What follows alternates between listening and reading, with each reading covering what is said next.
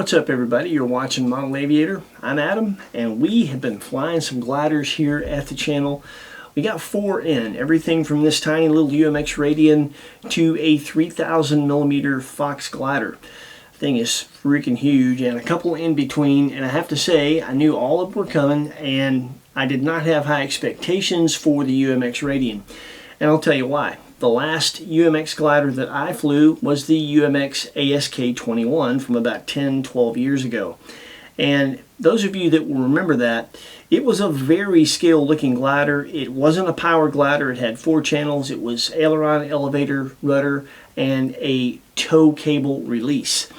You can actually tow it up with a UMX carbon cub. Now that was very cool in concept, but not so awesome in execution. It was very hard to tow that up. It took 2 really good pilots coordinating things really well, and it was a lot easier to mess up than it was to get right. But when you did, it was a lot of fun. But then when you came off the tow hook, you didn't have much time because the AS3X did not have a very good glide ratio. It was a bit heavy for its size, and so I just really didn't know what I was getting into with this, but that was my only point of reference, so it wasn't a very positive vibe for me. I was pleasantly surprised. This is the second version of the UMX Radian. This one has AS3X and Safe Select. You can put it on a switch, foldable propeller, brush motor, and gearbox for power. You have rudder and elevator, and of course the classic polyhedral Radian wing, just like its big brother has. It is an amazing little glider, to be honest with you. It has quite a good glide ratio to be a UMX glider. That really surprised me. It's got a lot of power to get altitude. It even has some telemetry. On your flight log page, the RX voltage actually fluctuates as you move the throttle. That is actually overall pack voltage, so you can keep up with what the voltage on your battery is while you fly, and you can get some really long flight times with this thing. I mean, it's pretty much unlimited if you're having a good thermal day and you know what you're doing. You can probably keep this thing up there until you get tired.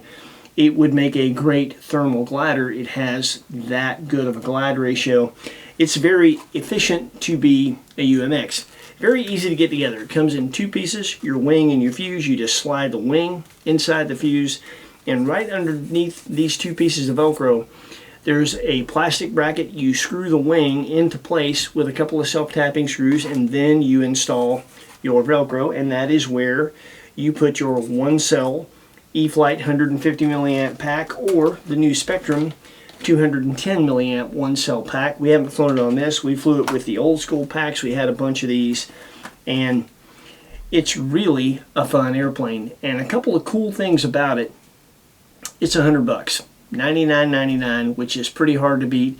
It is remote ID exempt because of the super lightweight. So you can take this thing and fly it anywhere you want to fly it. You don't have to worry about a remote ID module. You don't have to worry about being in a FRIA. Do it the way you want to. And it's so small and light, doubtful you're going to do much damage to anything. If you were to hit something, but try not to hit a Karen. We all know how that goes. Anyway, I really like this glider, which surprises me. Like I said, you can get it to altitude quickly with the power. You can do loops, you can do wing overs, you can do hammerheads, you can catch it, which is really fun. You're going to see all that in this fun flight that we have for you today. We just thought we'd give you the rundown because it's so simple. There's not a whole lot to it. If you decide that you'd like to add one of these to your hangar, it's certainly easy to transport, it's easy to store, and it's a lot of fun for $100. We'll put a link in the description where you can get one if you'd like to do that. Take care of yourselves. Enjoy this flight with the little UMX Radian, and we'll see you next week with something cool with wings.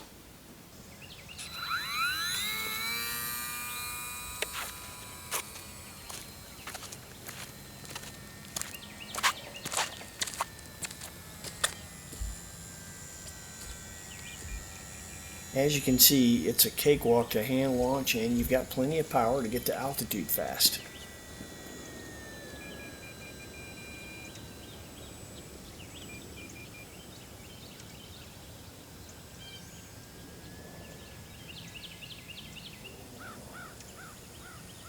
You're going to hear me putting quite a few clicks of trim in this one.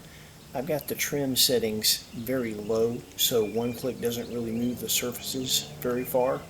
And I'm basically trying to get this thing hands off to best glide. So it's worth taking the time to really trim any glider up well.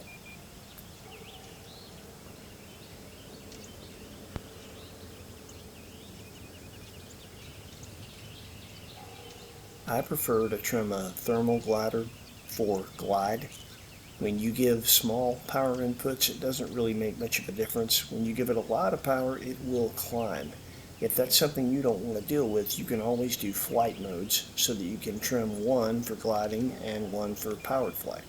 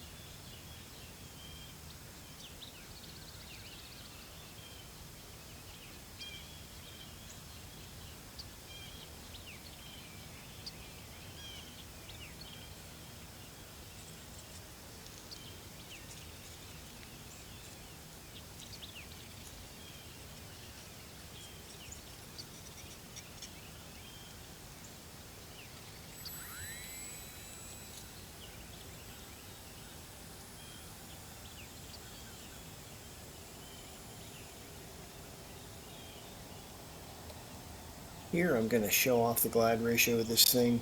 I am well beyond the 600-foot runway here and coming over that runway and kind of flying the length of it.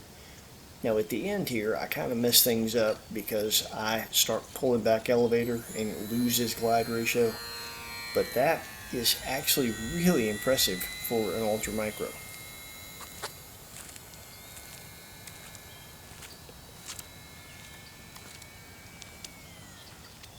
And here I'm just showing you what happens when you just hold full back elevator power off. It just continues to stall and dip straight forward.